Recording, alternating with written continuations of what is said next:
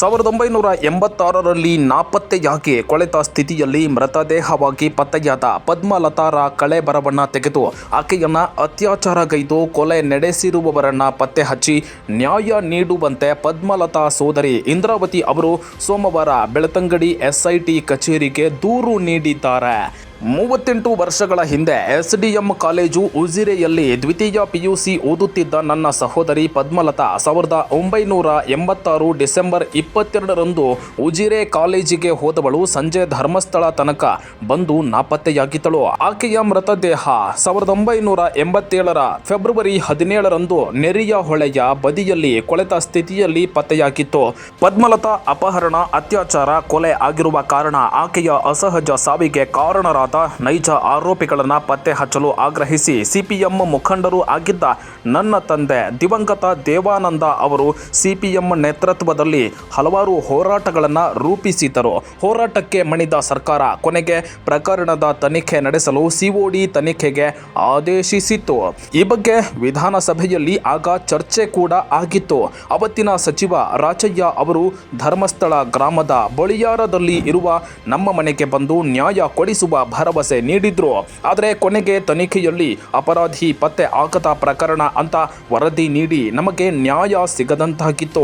ಅದು ಯೋಜಿತ ಅಪಹರಣ, ಅತ್ಯಾಚಾರ, ಕೊಲೆ ಎಂಬ ನಮ್ಮ ಅನುಮಾನಕ್ಕೆ ತಕ್ಕಂತೆ ಮುಂದೆಯಾದರೂ ತನಿಖೆ ನಡೆಸಿ ನ್ಯಾಯ ಪಡೆಯಬೇಕು ಅಂತ ನನ್ನ ತಂಗಿಯ ಕಳೇಬರವನ್ನ ಸುಡದೆ ಹೂತಿಟ್ಟಿದ್ದೇವೆ. ಅದನ್ನು ತೆಗೆದು ತನಿಖೆ ನಡೆಸಿದ್ರೆ ಕೊಲೆಯಾದ ಖಚಿತತೆ ಸಿಗಲಿದೆ ಹಾಗೂ ನನಗೆ ತಿಳಿದ ಸಾಕ್ಷಿ ನುಡಿಯಲು ನಾನು ಸಿದ್ಧಳಿದ್ದೇನೆ ಅಂತ ಇಂದ್ರಾವತಿ ದೂರಿನಲ್ಲಿ ತಿಳಿಸಿದ್ದಾರೆ. ಆದ್ದರಿಂದ ನನ್ನ ತಂಗಿಯ ಪ್ರಕರಣವನ್ನ ಮತ್ತೊಮ್ಮೆ ಓಪನ್ ಮಾಡಿ ಹೂತಿಟ್ಟ ಕಳೇಬರವನ್ನ ತೆಗೆದು ತನಿಖೆ ನಡೆಸಿ ತಂಗಿಯ ಸಾವಿಗೆ ನ್ಯಾಯ ಒದಗಿಸಬೇಕಾಗಿ ಹಾಗೂ ಅಪರಾಧಿಗಳ ಪತ್ತೆ ಹಚ್ಚಿ ಅವರ ಮೇಲೆ ಕಾನೂನು ಕ್ರಮ ಕೈಗೊಳ್ಳುವಂತೆ ಎಸ್ಐಟಿಗೆ ಮನವಿ ಮಾಡಿದ್ದಾರೆ. ಇವಾಗ ಬಂದಿದ್ದಂದರೆ ನನ್ನ ತಂಗಿಯ ಕೊಲೆಯಾಗಿ 39 ವರ್ಷ ಆಯಿತು. ಇಷ್ಟುವರೆಗೆ ನಮಗೆ ನ್ಯಾಯ ಸಿಗಲಿಲ್ಲ. ಕೊಲೆಗಾರರಾದಂಥ ಇಷ್ಟುವರೆಗೆ ನಮಗೆ ಗೊತ್ತಿಲ್ಲ. ಅದರಿಂದಾಗಿ ಈಗ SIT ತನಿಖೆ ಆಗ್ತಾ ಉಂಟು. ಆ ಜೊತೆಗೆ ಪದ್ಮಲತನ ಕೊಲೆಯ ಆರೋಪಿಗಳನ್ನು ಪತ್ತೆ ಹಚ್ಚಬಹುದು ಎಂಬ ನಿರೀಕ್ಷೆಯಲ್ಲಿ ಪೊಲೀಸರಿಗೆ ಕಂಪ್ಲೇಂಟ್ ಕೊಟ್ಟಿಗೆ ಬಂದಿದೆ. CID ಅವಾಗ ಏನಂತ ರಿಪೋರ್ಟ್ ಕೊಟ್ಟಿತ್ತು? CID ಪತ್ತೆ ಹಚ್ಚಲಾಗದ ಕೇಸ್ ಅಂತ. ಈಗ ಕಾನ್ಫಿಡೆಂಟ್ ಇದೆಯಾ? ಈಗ ಈ SIT ನಿಮ್ಮ ಪ್ರಕರಣವನ್ನ ತಗೋತಾರೆ, ನಿಮ್ಮ ದೂರ ತಗೋತಾರೆ ಅಂತ ಹೇಳಿ ಈಗ ವಿಶ್ವಾಸ ಇದೆ. ಈಗ ಪೂರ್ಣ ವಿಶ್ವಾಸ ಇದೆ. ಕಾಲೇಜಿನ ವಿದ್ಯಾರ್ಥಿನಿ ಪದ್ಮಲತಾ ದೇವಾನಂದರ ಮಗಳು ಡಿಸೆಂಬರ್ 22, 1986ರಂದು ಕಾಲೇಜಿಗೆ ಬಂದವಳು. ಧರ್ಮಸ್ಥಳಕ್ಕೆ ಬಂದದ್ದು ಬಸ್ನಲ್ಲಿ ಒಟ್ಟಿಗೆ ಬಂದ ಹುಡುಗಿಯರು ಒಟ್ಟಿಗೆ ನೋಡಿದ್ದಾರೆ, ಇಳಿದದ್ದು ನೋಡಿದ್ದಾರೆ.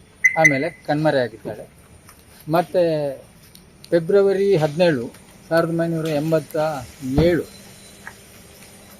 ಕೊಳೆತ ಸ್ಥಿತಿಯಲ್ಲಿ ನೆರೆಯ ಹೊಳೆ ಕುದುರೆಯಾದ ಹತ್ರ ಶವ ಸಿಕ್ಕಿದೆ. ಶವ ಎಲ್ಲ ಕೊಳೆತೋಗಿದೆ. ಕೇವಲ ಡ್ರೆಸ್ ಮತ್ತು ಅವಳು ಕಟ್ಟಿದ ವಾಚಿನಲ್ಲಿ ಅದು ಪದ್ಮಲತಾ ಎಂದು ನಾವು ಗುರುತು ಹಿಡಿಯಲಿಕ್ಕೆ ಸಾಧ್ಯ. ಕೇಸು CODಗೆ ಕೊಟ್ಟರೂ ತನಿಖೆ ಏನು ಸರಿಯಾಗಲಿಲ್ಲ. ಮತ್ತು ಕಡೆಗೆ ಪತ್ತೆಯಾಗದ ಕೇಸು ಅಂತ ಹಿಂಬರ ಕೊಟ್ಟರು. ತುಂಬ ಎಲ್ಲ ಆಗಿದೆ. ಆದರೂ ಏನು ಅವರು ಅಪರಾಧಿಗಳನ್ನು ಹಿಡಿಯುವ ಕೆಲಸ ಮಾಡಲೇ ಇಲ್ಲ. ಈಗ ಮತ್ತೆ ನಾವು ಅವತ್ತು ದೇವಾನಂದರ ಮನೆಯವರು ಇವರು ಅಕ್ಕ ಇದ್ದಾರೆ ಪದ್ಮಲತಾ, ಶವ ನಾವು ಸುಡಲಿಲ್ಲ.